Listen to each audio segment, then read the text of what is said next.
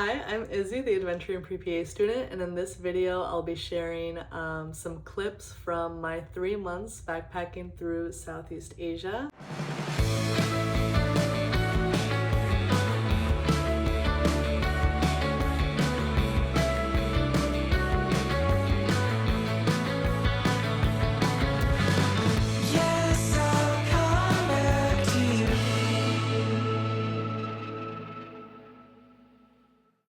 I started in Bangkok, Thailand, went through southern Thailand, made my way up to Cambodia, and then did Siem Reap, Phnom Penh, and Koh Rong.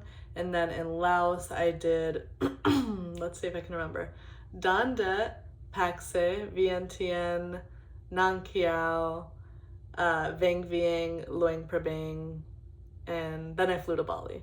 So anyway, I have a clip of what that route looks like and then just recounting the things that I did.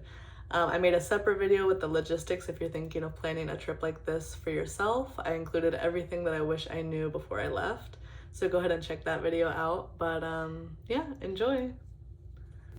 So you're probably going to start your trip off in Bangkok because that's a major airport. We stayed at the Khao Social Capsule Hostel, which was great. And then the weekend markets were amazing. I was able to get myself a skirt and some souvenirs for my family. The red light district is cool to walk through, but there's some sketchy stuff, so maybe avoid that. And then the number of temples we saw was insane. It was so cool to see these massive Buddha statues and get into meditating during the trip. Since I've been back, I've actually been meditating daily, so that's a good practice that I've brought back from this trip. I also tried a bug for the first time. They were selling these on the street and my friends encouraged me to do it. It actually wasn't that bad. And this is Khao San Road. This is me getting Turkish ice cream, which I didn't even know about until I saw it. We also took a day to just walk around the park. This is my friend Lisa. And there's a river that goes right through Bangkok that we were able to pass through. And then I took a flight to Koh Samui, where I then took a ferry to Koh Phangan. I was actually there for a Zouk dancing festival. That was my first international Zouk festival, and it was so fun. I met some really cool people and was able to improve my Zouk dancing skills. I also enjoyed some days on my own to just wander around the island and go to a waterfall with some friends. And then next thing I knew, I was on my way to Koh Tao. I took a ferry there, which was only about 2 hours, and thankfully it was not too bumpy at all. I met my friend Lisa there and we did some scuba diving. I got my open water scuba certification. And we also went to this really cool place called Secret Bar. It overlooked a 360 panoramic view of the ocean. On our way home, we stopped by 7-Eleven, which has the best snacks ever. You're gonna see we made a taste testing video in the next clip. We're doing a mukbang video. We all have to rank. Oh, we're gonna do a blind ranking at the end. So this is the open water scuba cert that I did with Koh Tao Scuba Club. It was 3 days. It included 3 dives and a full first day in the pool practicing our skills. And it was only $300, including accommodation and lunch for 3 days. We also got to see fire shows at night, which was really cool. This was all over the island. And then we were on to Khao Sak National Park. This was another one of my favorites of southern Thailand. We decided to rent motorbikes with some friends that we met earlier in the day. And we biked all the way to Chao Lan Lake, where we were able to do a boat ride through this beautiful, it is a man-made lake, but it has some beautiful views of like the cliffs rising on either side of you. You'll see that here. And we had a nice sunset ride back home. And then there was also the national park that you could walk through. We were able to see monkeys and a bunch of wildlife. This is me climbing up a rope. The hiking was really cool. It was only one main trail, but it was nice to kind of get away from the city and just be immersed in nature. You could also pay to hire a guide to take you deeper into the forest, but my friend and I just decided to do what we could access on our own. We had a little break to meditate and journal, and we had this little pond to ourselves. Another thing about Southeast Asia, or at least Thailand in particular, is that there's Rasta bars everywhere. So that was kind of something I wasn't expecting, but it's a fun way to get together with people from your hostel for like an evening drink.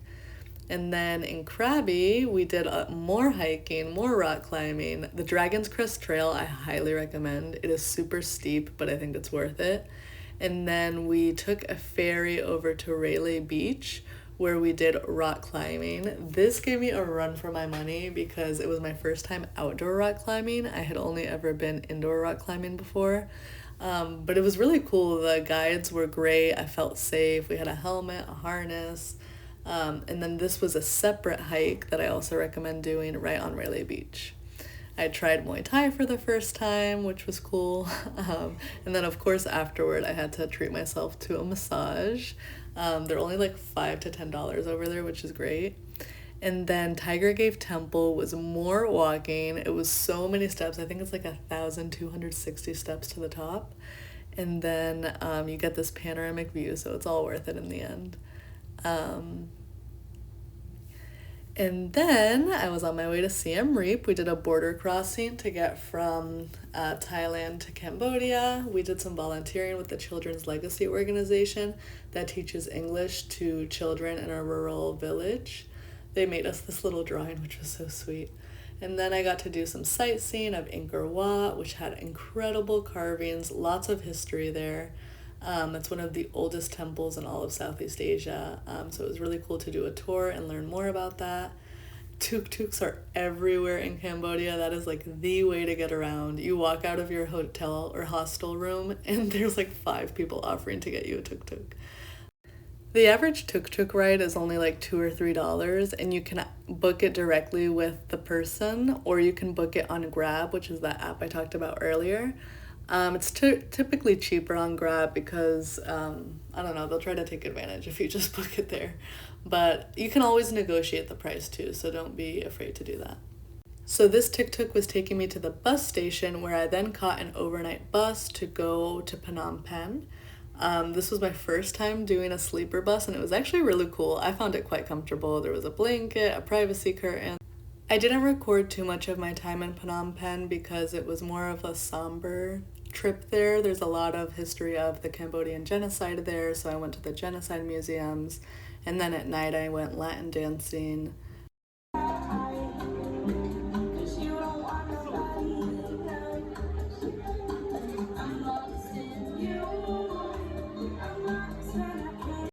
Then with some friends I had made Latin dancing. We all met up at a rooftop bar, which was really nice, overlooking the city. Then I was on my way to Koh Rong, which is an island off the coast of Cambodia. I stayed at the Sky Bar hostel, which had incredible views, although it was quite the trek to get up there. I'd had some chill days by the beach, went running. I went to Nestival, which is a music festival they do every Saturday. It goes until sunrise the following morning. And then I took a van ride back to Phnom Penh so I could make my way to Don Det. It was a border crossing, which was super safe. It wasn't sketchy at all. It went pretty smoothly, and I was able to arrive in Don Det about 8 hours after leaving Phnom Penh. Took a long-tail boat over to Don Det from the port, and it was absolutely beautiful. We saw a bunch of waterfalls. I rented a bike for $1 a day and was able to just explore the whole island. I loved that there were just random farm animals roaming. You had to watch out with your bikes. You would just be biking and they'd come in the middle of the path. We did a full day kayaking tour where we had lunch provided as well. And then we made our way to Pakse. This is us leaving the port. And then we actually met up with Lisa's family in Pakse. She has extended family there, and we celebrated the Laos New Year with them. It's a 3-day celebration in mid-April. It was from the 14th to the 16th while we were there. And it marks the beginning of the new year according to the Lao solar calendar. It's a time for cleansing, purification, and seeking blessings for the year ahead. A common tradition is to splash each other with water, and even splashing the monks. And this is to wash away bad luck and misfortune, and then the monks will bless you with these bracelets, and you're supposed to keep them on. I still have mine on, and I've been back for a month now. So that was a really special thing to celebrate with her family. Also, these people know how to party. We went to this music festival, and they were spraying us with, like, fire hoses. About an hour outside of Pakse is the Tad Phane waterfall that you can zipline across. Look at this view. It was incredible.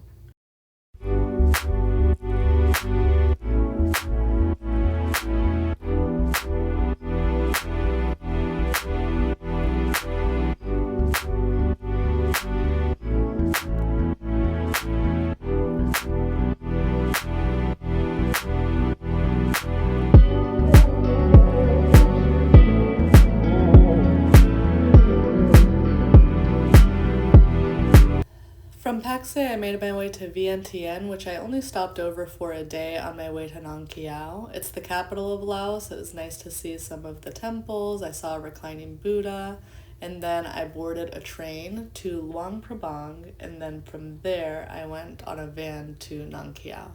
This train was really cool. It was kind of functioned like an airport. You get there 2 hours before, they send your bag through a metal detector, and then I was able to just enjoy the ride. It was pretty scenic. I did some journaling, looking out the window, reflecting on life. This was all booked on the app One2Go, which I highly recommend for booking your transportation. And then when I arrived in Nong Khiaw, I buckled up for the best hiking of my life. There was so much to see. I went kayaking as soon as I got to my hostel. And then I got to an overnight camping trip with some other people that I met. This was the Mak Jung viewpoint. We stayed overnight in a tent and then woke up for sunrise, and our guides had made us coffee and sandwiches with egg. I even got to do some dancing. Let me feel you, take your time. My mind is yours, my heart is yours, and you're the cause. And then I made my way to Luang Prabang, where I met up with Lisa again. The first thing I did when I got there was Garden of Eden because everybody was raving about it. They give you this beautiful bowl of fruit. You get to make yourself silver jewelry from scratch. They gave you the little silver pellets. You have your own workstation. You can come in with whatever design you want.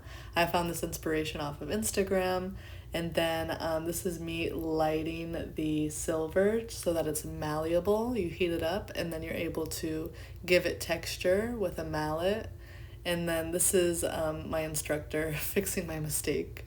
But yeah, it was really, really cool. And then we went to Kwangsi Falls, where we were able to see these beautiful falls and swim.